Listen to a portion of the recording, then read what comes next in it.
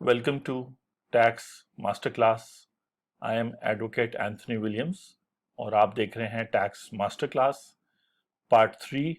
Sindh sales tax on services act 2011 आप देख रहे हैं।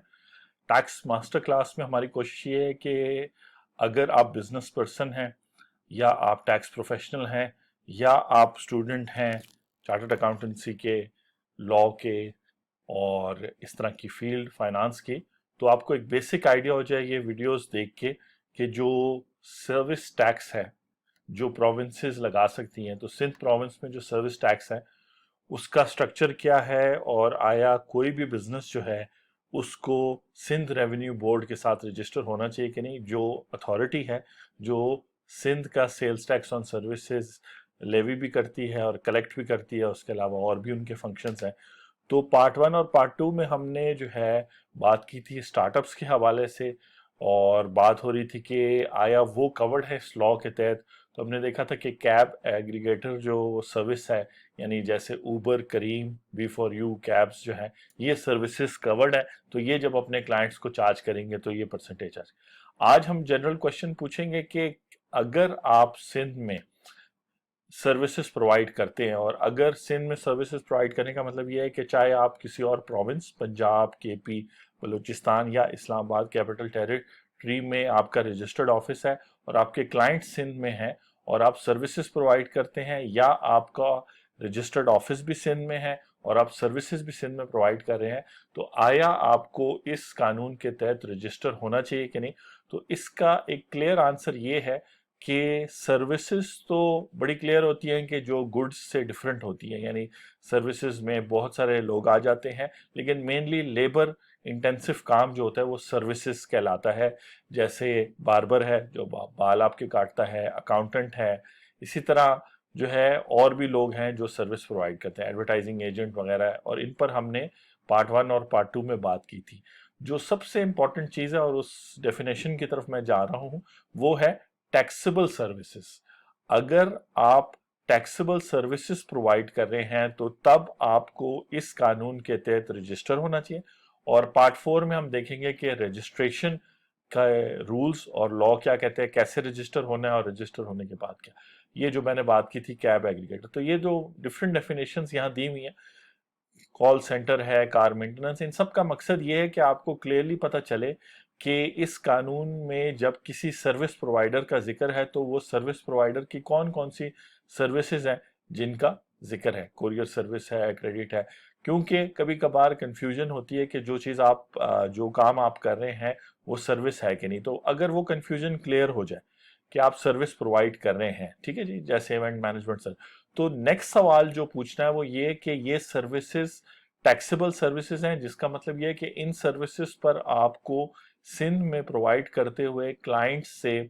13%, 16% या जो भी रेट है वो आपने उनसे लेना है कि नहीं। तो उसके लिए जो इंपॉर्टेंट बात है वो ये है कि टैक्सेबल सर्विसेज होने की जरूरत है। और टैक्सेबल सर्विसेज वो होती हैं जिन सर्विसेज का जिक्र सेकंड स्केड्यूल में होता है। यानी ये जो कानून है ये इस वक्त सेक्शन 2 के अंदर आप मुख्तलिफ डेफिनेशंस देख रहे हैं, फिर सेक्शन 3 वगैरह आएगा। मैं टैक्सेबल की तरफ जा रहा हूँ, पी तक हम पहुंच गए, पर्सन प्लेस ऑफ बिजनेस पे भी हम बात करेंगे।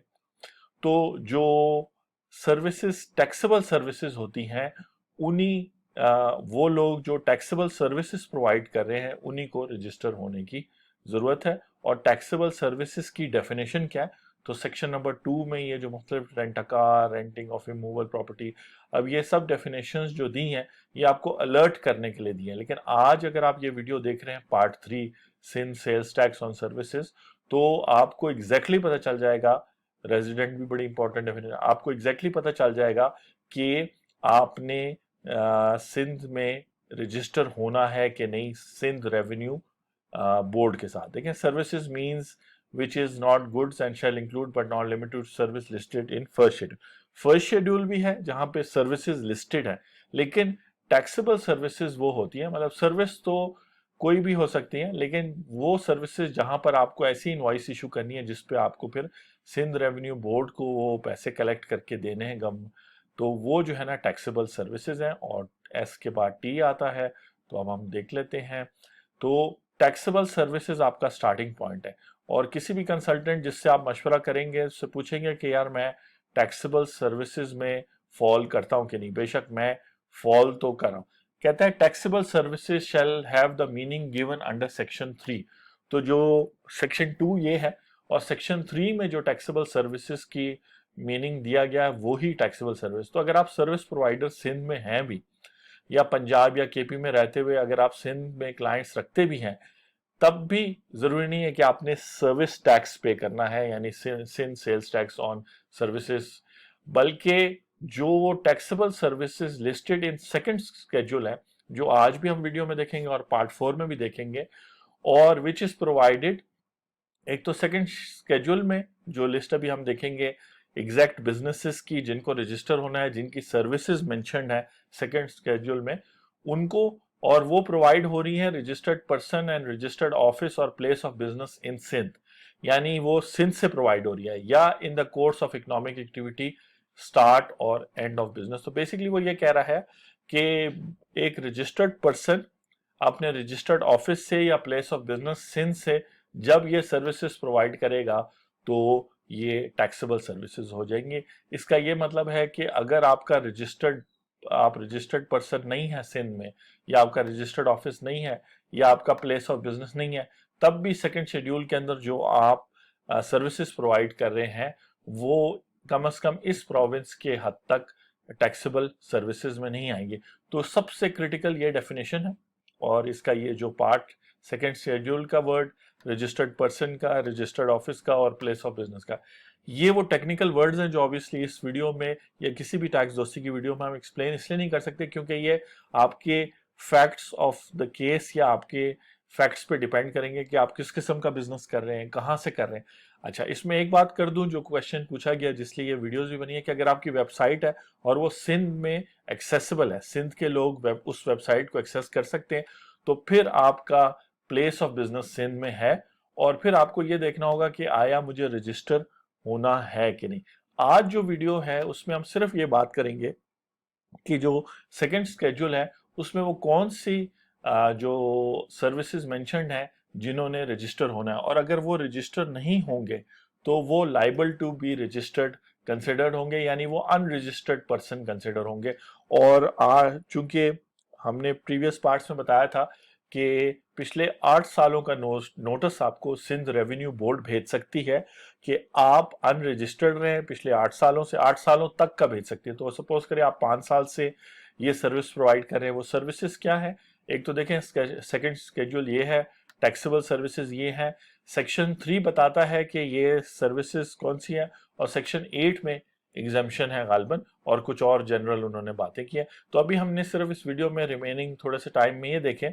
कि आया आप ये सर्विसेज प्रोवाइड करती हैं कि नहीं। तो ये जो इंडस्ट्री है टेलीकॉम सर्विसेज इंडस्ट्री, ये पाकिस्तान में काफ़ी बड़ी इंडस्ट्री है, हर कोई शख्स ये ओपन नहीं कर सकता, लेकिन मे भी शायद एज ए स्टार्टअप आप वॉइस मेल सर्विसेज प्रोवाइड करते हो, या आप इनमें से कोई वीडियो टेलीफोन की सर्विसेज स्टार्ट करें पाकिस्तान में और सिंध में आप प्रोवाइड करें, और वो बाकी कंडीशंस भी आप पूरी कर रहे हो, तो फिर ये टैक्सेबल सर्विसेज हैं और आपने रजिस्टर होना है। यानी आपका क्लाइंट अगर है और आपका प्लेस ऑफ बिजनेस या रजिस्ट्रेशन आपकी नहीं है, तो फिर तो शायद ये टैक्सेबल सर्विस होने के बावजूद भी आपको ना पे करना पड़े। लेकिन हम अज्यूम करते हैं कि आप सिंध में ही बिजनेस कर रहे हैं, सिंध में ही आपका ऑफिस है वेबसाइट की सूरत में या फिजिकल ऑफिस है, और आप सिंध रेवेन्यू बोर्ड के साथ रजिस्टर्ड है। याद रखिए ये जो रजिस्टर्ड वाली कंडीशन है ये जरूरी नहीं है, अगर आप ये बाकी कंडीशंस पूरी करते हैं और इन सर्विसेज में फॉल करते हैं तो आपको रजिस्टर होने की जरूरत है। ये ठीक है जी, ये सर्विसेज आपने देखी, मैं इसको स्लोली एंड ग्रेजुअली आगे मूव करूंगा, और आगे रेट्स लिखे हुए हैं, ये बड़ा इंपॉर्टेंट है कि एक तो ये कोड है और इसकी भी अपनी इंपॉर्टेंस है, फिर ये सर्विस है। टेलीफोन सर्विस का मतलब है जैसे पीटीसीएल है या वो है, सेलुलर टेलीफोन फर्क है, टेलीफोन सर्विसेज अलग है। ये लैंडलाइन को कहते हैं, इस पे 19.5% जो है ना आप करेंगे, और अगर आप सिंध में हैं तो आप पीटीसीएल पे 19.5% सर्विस टैक्स भी पे कर रहे होंगे, सेल्स टैक्स भी पे कर रहे होंगे, इनकम टैक्स भी पे कर रहे होंगे। उसके अलावा ये सर्विसेज कुछ ऐसी होती हैं कि सिर्फ प्रोवाइड करना नहीं बल्कि उसकी इंस्टॉलेशन, उसकी शिफ्टिंग, उस पर भी उन्होंने जो है ना टैक्सेस लगाए, क्योंकि नंबर चेंज होता है। फिर इस तरह सैटेलाइट बेस्ड इस टेलीकॉम जो है सर्विसेज वो भी तो बाहर मुल्क से अगर कोई प्रोवाइड कर रहा है सिंध में तो उसको करना है। इंटरनेट सर्विसेज जो है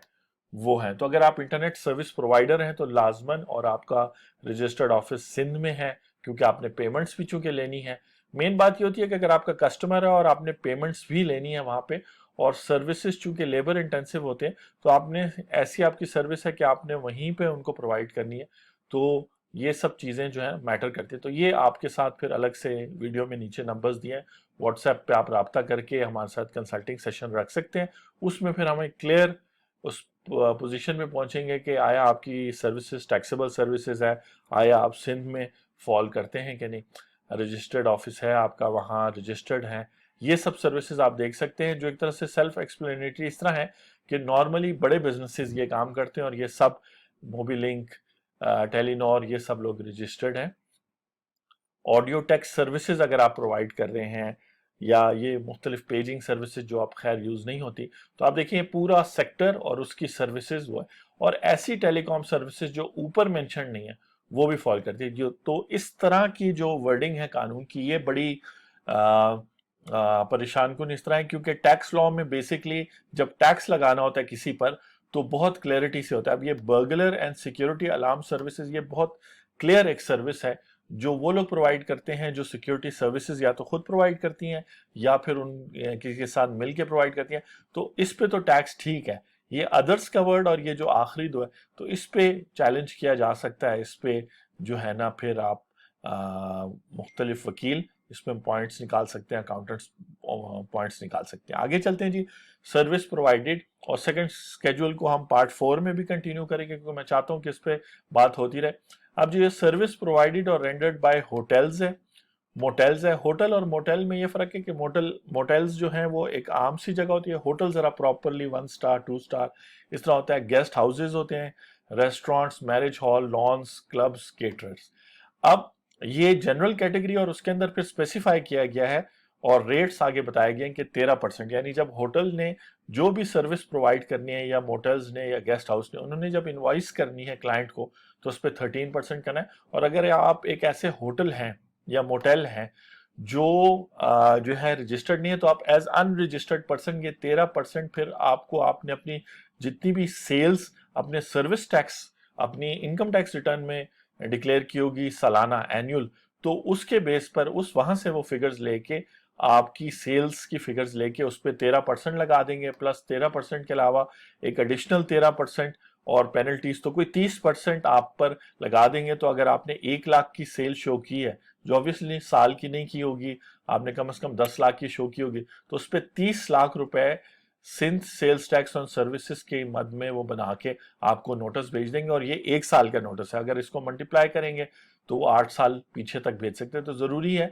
कि अगर आप ये सर्विसेज प्रोवाइड कर रहे हैं, इस वीडियो का भी मकसद ये है, तो आप करें। क्लब्स है, फूड, अगर आपको कोई परेशानी है कि मैं ना तो क्लब हूँ ना मैं रेस्टोरेंट हूँ, या मैं क्लब हूँ लेकिन मैं ऑनलाइन हूँ, या मैं केटरर हूँ और मैं सिर्फ कैश में काम करता हूँ, तो फिर मेरा मशवरा है कि आप अच्छे कंसल्टेंट से जो इस लॉ में काम करते हो या टैक्स दोस्ती टीम से, जिनका नंबर नीचे दिया हुआ है, उनसे रब्ता करके आप बात कर सकते हैं। इस वीडियो को इस अगली सर्विस पे कंक्लूड करूंगा, और इसके अंदर रेगुलर लोग जो एडवर्टाइजिंग की फील्ड में काम करते हैं, टीवी पे जो एड्स देते हैं, आपको पता है एजेंट्स होते हैं, डायरेक्टली टीवी या रेडियो या किसी अखबार को आप ऐड नहीं दे सकते। उसके अलावा जो है अगर आप देखें बिल बोर्ड्स, ठीक है, चार्टर्ड फ्लाइट सर्विसेज पे भी अगर आप कोई एडवर्टाइजमेंट देंगे तो है। इसके अलावा other advertisements those on web और इंटरनेट। तो ये जो स्टार्टअप कंपनीज हैं और वो लोग जो इंटरनेट और वेब बेस्ड काम करते हैं और सोचते हैं कि जी उन्हें सिंध में रजिस्टर होने की जरूरत नहीं है, तो ये देख लें यहाँ क्लियरली लिखा हुआ है कि अगर आप एडवर्टाइजमेंट सर्विसेज दे रहे हैं और वो वेब बेस्ड है, इंटरनेट है, इसमें फेसबुक सर्विसेज आ जाती है। अगर आप पैसे लोगों से ले रहे हैं तो फेसबुक पे एडवर्टाइजमेंट तो कर रहे हैं, लेकिन जो आप काम कर रहे हैं वो सर्विसेज है। फेसबुक को आप पेमेंट करते होंगे क्लाइंट से लेके, लेकिन आपकी जो अपने पैसे हैं फेसबुक की पेमेंट के अलावा, उस पर आपने 13% चार्ज करना है। और ये भी एक सवाल है मुख्तलिफ जगहों पे जहां इनवॉइस में कुछ गुड्स या अदर सर्विसेज शामिल होंगी जो नॉन टैक्सेबल होंगी और कुछ टैक्सेबल होंगी, तो इन सब के लिए आप वो ले सकते हैं एडवाइस। नेक्स्ट वीडियो में आपसे बात होगी मजीद इन सर्विसेज की। आप देख रहे हैं टैक्स मास्टर क्लास। मैं हूं advocate Anthony Williams. Thank you very much.